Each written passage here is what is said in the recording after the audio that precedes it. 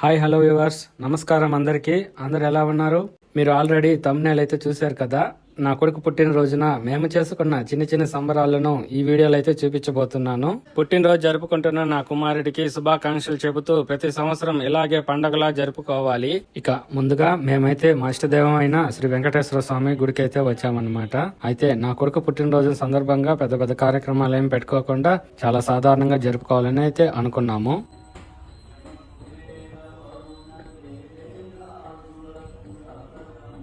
ఇక ఇంట్లో పూజ చేసుకొని మా దగ్గరలో ఉన్నటువంటి శ్రీ వెంకటేశ్వర స్వామి దేవాలయంకి అయితే వచ్చాము. ఇక్కడ చిన్న గోశాల కూడా ఉందన్నమాట. అలాగే ఇక్కడ ఉన్న ఆవులకి పూజ చేసుకొని పండ్లు పలహారాలు పెట్టాలని అనుకున్నాము.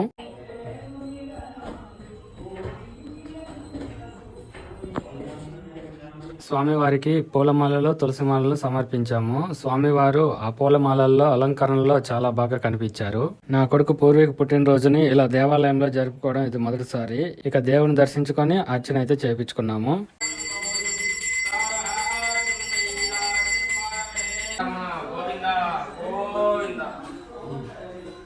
పూజా కార్యక్రమం చాలా బాగా జరిగిందనమాట.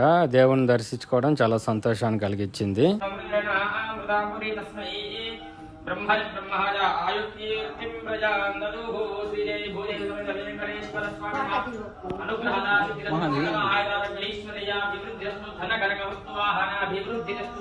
నా కొడుకు భవిష్యత్తు మరింత శోభాయమానంగా ఉన్నతంగా మరిన్ని ఉన్నత శిఖరాలను అధిరోహించాలని, సంపూర్ణ ఆయుర ఆరోగ్యాలతో నిండు నూరేళ్లు సంతోషంగా ఉండాలని కోరుకున్నాను.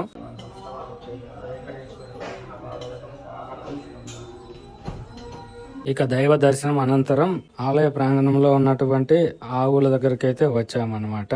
ఇక ఆవులకి పూజ చేసుకొని పండ్లు పలహారాలు అయితే సమర్పించడం జరిగింది.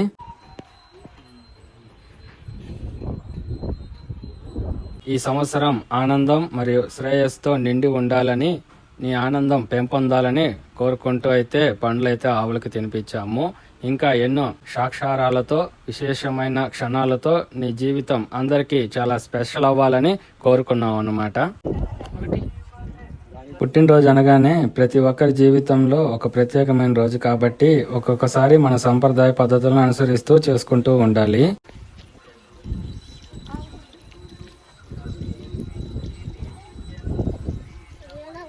పుట్టినరోజు అనగానే పెద్ద పెద్ద పార్టీలు చేసుకోవాలని, అందరిని పిలిచి సెలబ్రేషన్ చేయాలని ఉంటది. కానీ అవన్నీ చేయడానికి కొంచెం టైం అయితే ఉంది. అందువలన చిన్న చిన్న వేడుకలతో ఈ పుట్టినరోజునైతే జరుపుకున్నాము.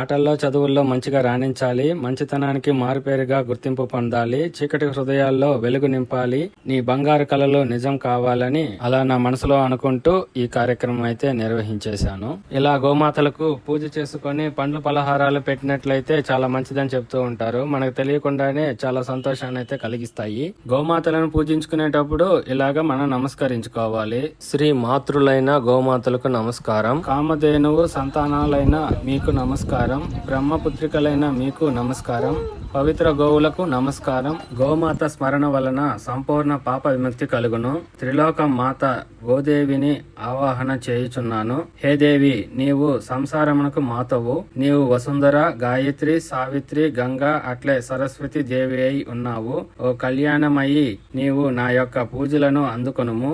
దేవి స్వరూపమైన నీ దూడ సహితముగా ఆహ్వానించి ఉన్నాను అని నమస్కరించుకొని పూజ అయితే చెయ్యాలి. ఇక అక్కడ దేవాలయంలో కార్యక్రమాలు కంప్లీట్ అయిపోగానే నెల్లూరు జిల్లాలోని ఇందుకూరుపేట వద్ద ఉన్న రెండు పెద్ద టెంపుల్స్ అయినటువంటి శ్రీ సాయిబాబా మందిరము మరియు శ్రీ యోగా ఆంజనేయ స్వామి టెంపుల్స్ దగ్గరకు కూడా వెళ్ళాము. ఇక్కడ ఉన్నటువంటి శ్రీ యోగా ఆంజనేయ స్వామి టెంపుల్ లో వివిధ పుణ్యక్షేత్రాల దేవుడి విగ్రహాలు అయితే ఉన్నాయన్నమాట. ఇక్కడ గుడి ప్రాంగణం చూసుకున్నట్లయితే చాలా అద్భుతంగా అయితే ఉంది. నేను మొదటిసారిగా ఇక్కడ ఉన్న టెంపుల్స్ కి రావడము. ఈ టెంపుల్ చాలా పెద్ద టెంపుల్స్ అండి. చాలా విశాలంగా మరియు ప్రశాంతంగా అయితే ఉంటాయి.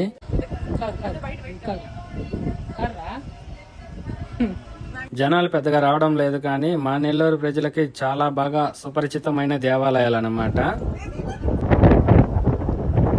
ఈ రెండు దేవాలయాల ఆర్కిటెక్చర్ చాలా బాగుంటుంది. ఈ రెండు దేవాలయాలు చాలా కళాత్మకంగా అయితే నిర్మించారనమాట.